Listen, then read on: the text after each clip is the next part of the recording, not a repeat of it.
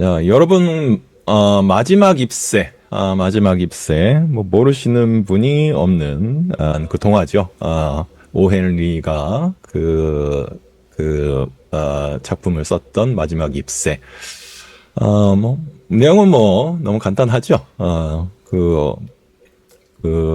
불치병을 거의 앓고 있었던 한 소녀가, 거의 뭐 죽음을 준비하고 있었는데, 이제 병원에서 항상 시름시름 앓고 있는데, 밖에 나뭇가지가 하나 있었다고 합니다. 나무가 하나 있었죠. 그래서 나무를 이렇게 바라보면서, 힘겨운 하루하루를 버텨갔는데, 점점 이제 날이 추워지고, 그리고, 시간이 겨울에 다가오는 그런 시간이 되니까 잎들이 이제 점점 떨어졌다고 합니다. 그러면서 그 나무를 이제 자기하고 이제 많이 이렇게 뭐 대입을 해봤던 거죠. 그래서 저 나뭇잎이 이제 점점 떨어져 가는 모습을 보면서, 나의 삶도 저 나뭇잎이 다 떨어지는 순간 이제 마지막이 될 것이라고 그런 생각을 이제 강하게 가졌다고 합니다. 그래서 하루하루 나뭇잎을 떨어져 가는 것을 바라보고 있었는데, 어느 날 드디어 나뭇잎이 하나만 남게 되는 그런 상황이 이제 발생하게 됐고, 이제 이 소녀는 크게 이제 거의 상실감을 많이 이제 갖고서 거의 그 자신의 목숨도 저 나뭇잎과 함께 할 것 같은 그런 기분을 느끼고 있었습니다. 그래서 하루하루 이렇게 마지막 나뭇잎 잎새를 바라보고 있는데, 하루가 지나고 뭐 이틀이 지나고 3일이 가도 그 잎은 안 떨어지고 있었죠.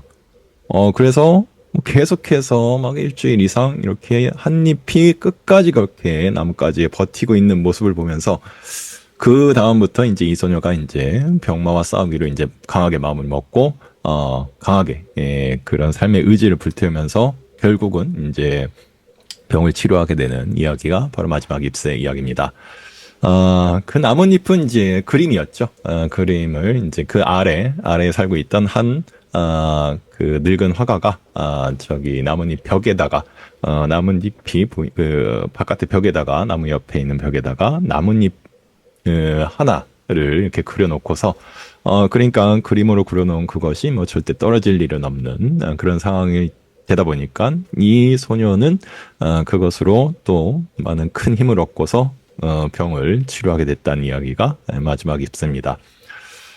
우리가 희망의 끈을 놓지 않는 것, 그리고 강한 그 신념과 믿음이 있는 것, 이것이 어떨 때는 참 큰 기적과 같은 그런 일들을 많이 일으키기도 합니다. 흔히들 그래서 뭔가 희망을 갖고 신념을 가지고 그런 상황들, 그것으로 어려움을 극복하는 그런 모습들을, 우리는 또 심리 치료에서는 또 의미 치료라 그래가지고 로고세라피라고 이렇게 부르기도 하는데, 이것이 이제 빅터 프랑클이라는 오스트리아의 의사였던 분이 이제 만들었던 그 의미 치료의 심리 치료의 한 가지 방법입니다. 이 사람이 이제 그 유대인 가운데 한 명을 이제 관찰했던 건데, 그 전쟁에서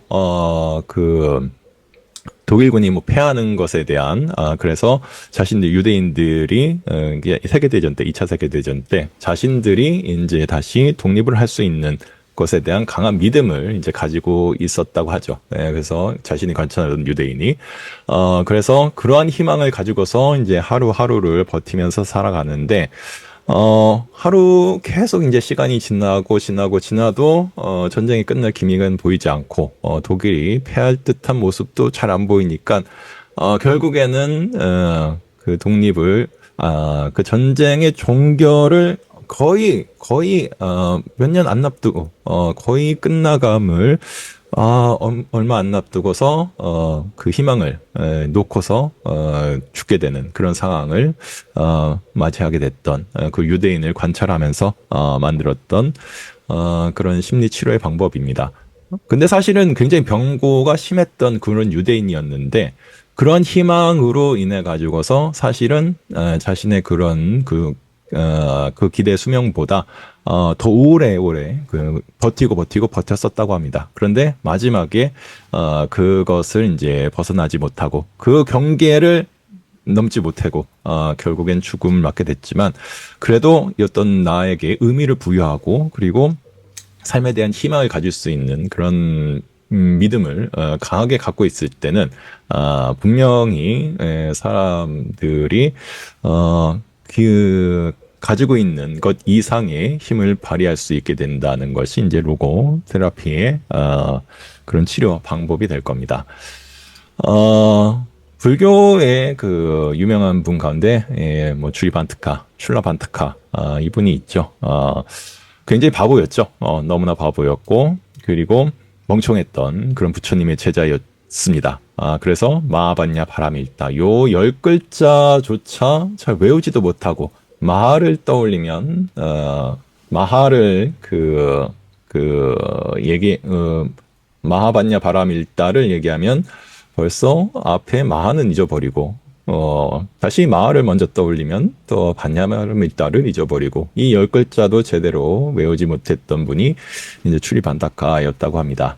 그래서 자신의 그런 그 멍청함에 처음에는 많이 비관도 하고 했지만 그래도 끊임없이 꾸준히 언젠가는 나도 깨달음을 얻을 수 있고 공부에 대한 그런 성취감을 얻을 수 있다는 그런 믿음으로 절의 마당부터 열심히 쓰면서 그 마하반야 바라밀다를 이제 외웠다고 하죠. 그런데 그 10글자를 열심히 외우다 보니까 결국에는 다른 제자들보다 반야에 대한 그런 사상, 공에 대한 그런 사상, 거기에 대한 이해가 너무나 뛰어나게 나중엔 되었다고 하고 부처님에게도 그 가르침의 그런 성취를 인정받게 되는 그런 제자가 되었다고 하는 분이 바로 이 추리반타카, 주리반특이 되겠습니다. 우리가 이제 참 루저라는 표현들을 뭐 심심치 않게 씁니다. 루저, 뭐 어떤 실패자, 그리고 뭐 어떻게 표현할까요? 아무튼 좀 못난 사람을 얘기할 때 루저라는 그런 표현을 쓰는데 사실은 이제 루저가 루저로 머물면은 그거는 뭐 좀 안타까운 거게 되겠지만 루저라고 불리더라도 그것에 너무 크게 의미를 부여하는 것보다 그것을 극복할 수 있는 바탕을 삼을 수 있는 것, 그리고 나도 이겨낼 수 있다고 자신하고 또한 그 강한 그 믿음이 있다면 충분히 그런 것은 벗어날 수가 있고 성공할 수 있는 지름길과 밑바탕이 될 수 있다고 여겨집니다. 그래서 추리반특처럼 또는 마지막 깁스의 그 어린 소녀처럼 강한 믿음 속에서 신념 속에서 열심히 또 자기의 그 방향과 목표를 꾸준히 이어간다면 우리는 거기에 대한 성공과 성취를 반드시 아마 느끼게 될 겁니다. 이 추운 겨울날 여러분도 이런 날씨는 정말 빨리 포기하고 싶고 해야 될 일이 있어도 방 안에만 머물게 되는 그런 일들이 많아질 텐데 이럴수록 더 크게 마음을 내시고 기재개를 펴고 바깥에 또 나가서 내 할 일을 또 찾아보는 그런 시간들을 마주보는 것이 여러분의 성공을 위해서 또 중요하지 않을까라는 그런 생각을 좀 해봅니다.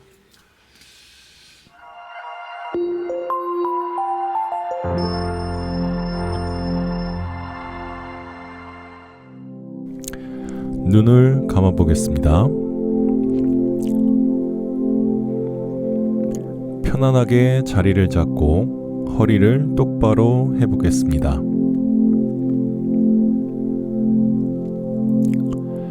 그러면서 몸 전체를 편안하게 이완시켜 보겠습니다. 명상을 하는 동안 눈을 감고서 여러분의 의식을 자기 안으로 가져오겠습니다. 너무 긴장하지 마시고 저의 안내를 따라서 자연스럽게 명상을 해보겠습니다. 숨을 깊게 들이마시고 다시 길게 내쉬어 보겠습니다. 눈을 감은 채로 당신을 아주 많이 사랑하는 당신과 가까운 한 사람을 떠올려 보겠습니다. 그 사람이 지금 당신 옆에서 당신에게 사랑을 보내고 있다고 상상해 보겠습니다. 그 사람은 당신이 안전하고 건강하고 행복하길 간절히 바라고 있습니다. 당신은 그 사람에게서 당신을 향한 따뜻한 바람과 사랑을 느낄 수 있을 것입니다.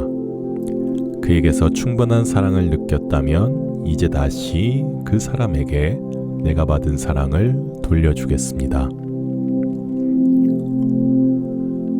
당신의 모든 사랑과 따뜻한 바람들을 다시 돌려 보내주면 됩니다. 당신처럼 그 사람도 그저 행복할 수 있길 바라시면 됩니다.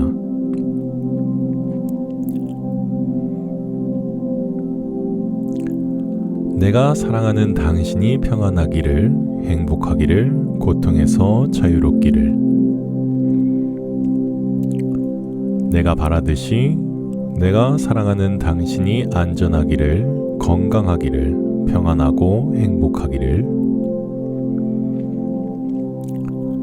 내가 사랑하는 당신의 삶이 행복과 건강과 안녕으로 가득하기를.